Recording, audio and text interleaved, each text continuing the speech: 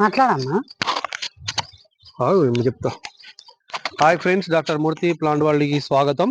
ఇప్పుడు మనం ఇక్కడ విలేజ్కి వచ్చినాం. ఇక్కడ అమ్మ ఉంది, మదనమ్మ గారు ఉన్నారు.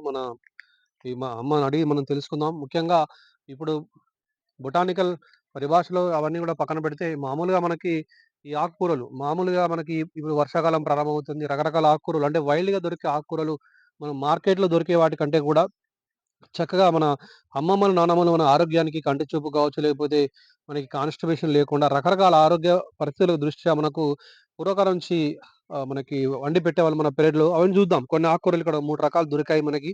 వాటిని చూద్దాము. ఇక్కడ అమ్మ చేతిలో ఉంది. ఇప్పుడు ఇక్కడ మనము మంతెని గ్రామ పరిసర ప్రాంతాలకు వచ్చినాం. అమ్మ మదనమ్మ ఇవి చెప్పమ్మా. ఇదేంటిది? దీని పేరేంటిది? ఇది ఇది సన్నపాయల కూర. సన్నపు పాయలు మన గంగాబాయిల కూర అని మార్కెట్ లో అమ్ముతుంటారు. ఇది సన్న పాయలు అంటారు. చూడండి, ఇక్కడ క్లోజ్అప్ లో చూపియండి కొంచెం దగ్గరగా మెల్లిగా.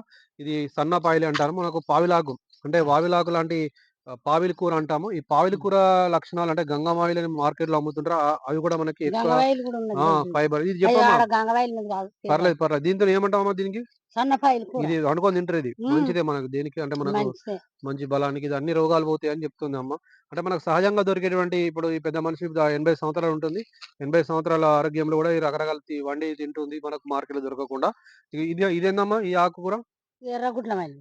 ఇది ఎర్రగుడ్ల మల్లి అంటారంట. దీన్ని ఎర్రగుడ్ల మల్లి అంటారు. కాబట్టి ఇది స్టడీగా తీయండి. ఎర్రగుడ్ల మల్లి అంటే ఇది ఆకుకూర. ఎర్రగుడ్ల మల్లి అనేది ఒక ఆకుకూర. ఇది మనకి జకాండ్రా అని పిలుస్తాము మామూలుగా. అంటే ఇప్పుడు ఇక్కడ ఈ వీడియోలో మనకు బొటానికల్ గురించి పోవట్లేదు, ఎందుకంటే కామన్ నేమ్స్ గురించి మనం ఎక్కువ డిస్కస్ చేస్తున్నాం. ఇదేమో పావిలి కూర అంటాము, సన్న పావిలి కూర ఆరోగ్యంగా. ఇది కూడా మనకి కిడ్నీ స్టోన్స్ కి వాడుతుంటారు. ఎర్ర గుడ్ల మల్లి అని పిలుస్తారు మన తెలంగాణ ప్రాంతంలో భాషలో. అలాంటి ఇటువంటి మనకి ఎర్ర మల్లి కూర అంటారు, ఎర్ర గుడ్ల మల్లి కూర అంటాం. ఇవన్నీ కూడా మనకి సక్యులెంట్స్ అనమాట. చూశారు కదా, మనకి ఇవన్నీ కూడా మనకి వండుకుంటే చెప్తున్నారు ఇక్కడ మనకి కిడ్నీ స్టోన్స్ కూడా పడిపోతూ ఉంటాయి.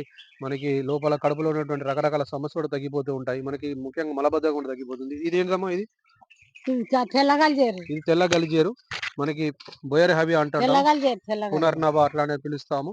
ఇది ముఖ్యంగా ఇది కూడా మనకి చాలా ఎనర్జీ వస్తుంది. ఇక విటమిన్ ఏ, సి ఎక్కువగా ఉంటుంది. విటమిన్ ఏ మనకి కంటి చూపు కూడా చాలా చక్కగా ఉపయోగపడుతుంది. ఇది చాలా చక్కటి ఇటువంటిది అన్నమాట.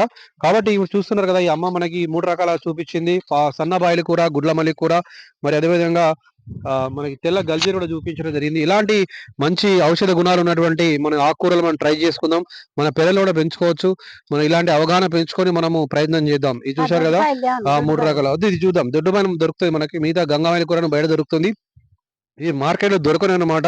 ఎక్కడైనా పెద్దవాళ్ళు తీసుకొచ్చి అమ్మినప్పుడు మీరు కలెక్ట్ చేసుకోండి. మన పెరటి గార్డెన్ లో, టెర్రస్ గార్డెన్ లో కానీ, పెరటి కుండీలో కానీ పెంచుకోవచ్చు. ఇవి వండుకొని తింటే నేచురల్ గా ఉంటుంది, ఆర్గానిక్ గా ఉంటుంది అనమాట. మామూలుగా కుండీలో పెట్టుకుని వస్తుంది. ఈ సన్న బాయిలి, గుడ్ల బల్లేరు, పునర్నవ లేదా ఇది తెల్ల గల్జీర అని పిలుస్తాం. ఇది చూద్దాం నెక్స్ట్ వీడియోలో. మరికొన్ని హోమ్ అంటే మనకి తాత ముత్తాతల కాలం నాటి ఆకుకూర గురించి తెలుసుకుందాం. దయచేసి కాంటెంట్ నచ్చినట్లయితే సబ్స్క్రైబ్ చేయండి, షేర్ చేయండి, లైక్ చేయండి. Thanks for watching doctor Murthy plant world.